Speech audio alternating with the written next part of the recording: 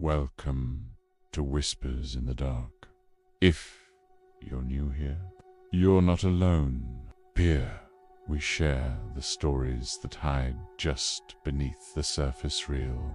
Unnerving accounts that will follow you into your dreams and maybe into the shadows of your own home. If you enjoy being scared, if you crave the chill that crawls up your spine when the lights go out, make sure to like this video, subscribe, and turn on notifications. We release new terrifying tales regularly. And if you have a story, something that really happened to you, something you've never dared to share out, leave it in the comments below. We might just whisper it next. Now, turn off the lights, put on your headphones, and remember, some things are better left in the dark. Tonight's story is called The Man in the CRAWLSPACE. When Hannah Lewis moved into her first home alone, she felt invincible. It was a small fixer-upper in rural Ohio, on those one-story homes with creaky floors and a roof that always seemed to moan in the wind. It wasn't much, but after years of roommates, boyfriends, and thin-walled apartments, the solitude felt like freedom. But solitude has a way of twisting in the dark. The first week was fine, peaceful even. But by the second week, Hannah began to notice things. Subtle, almost unnoticeable things. Her keys weren't where she left them. A lamp she knew she turned off would be on again. At first, she blamed herself. Stress, new house. Maybe she was just adjusting.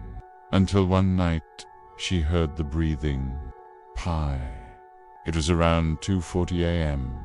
Hannah had just drifted off when she was pulled from sleep by a rhythm.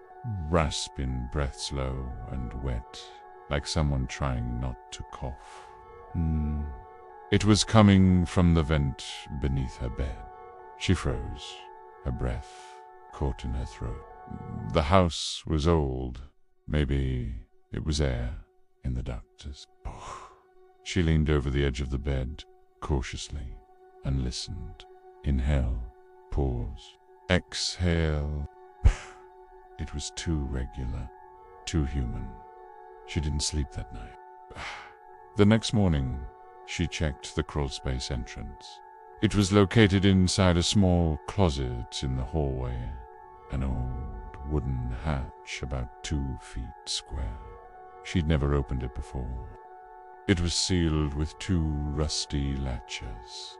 Both were still closed. Something felt wrong. A smell, maybe, like earth, mildew, and something else.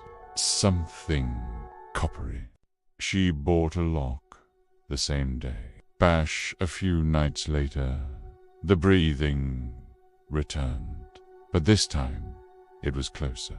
It wasn't just through the vent, it was under the floorboards. She could feel it vibrating through the mattress, like a slow drumbeat. Terrified, Hannah called the police. They came. They searched the CRAWLSPACE with flashlights and found nothing. Well, one of the officers said, closing the hatch, "You've got a few old raccoon nests under there, but it's empty now." She asked if anyone had been living down there. They laughed. "Not unless he's a raccoon with a driver's license." She tried to convince herself it was nothing. Maybe she was losing it. Then things escalated. She came home one afternoon to find her kitchen drawers open.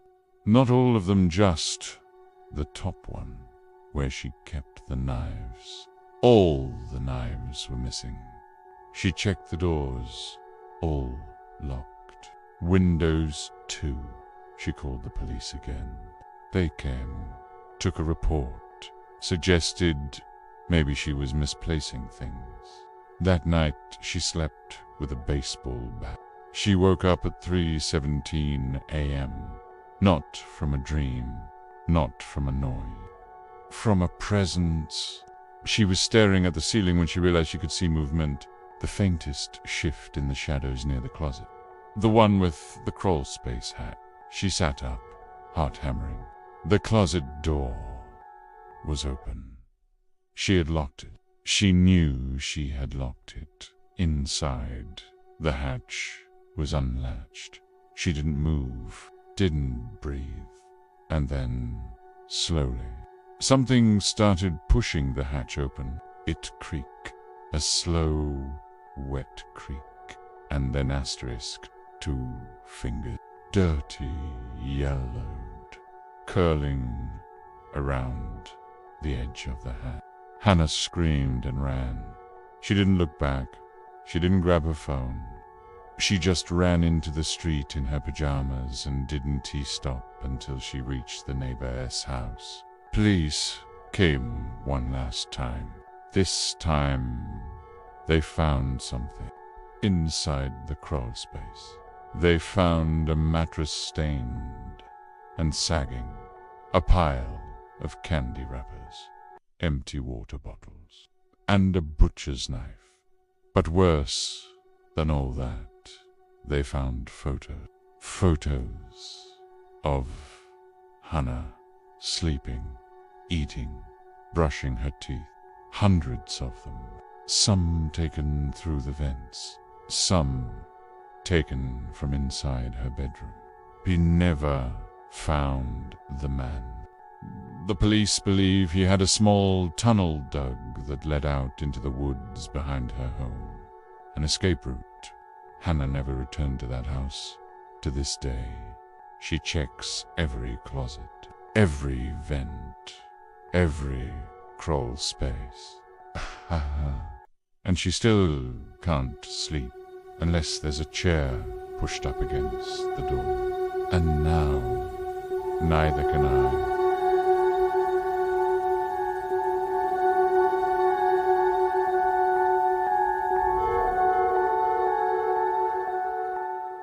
If you're still listening, you're braver than most. Be this with Whispers in the Dark. Don't forget to like and subscribe if you want more stories like this one. And remember, he could still be under your house. Sleep tight.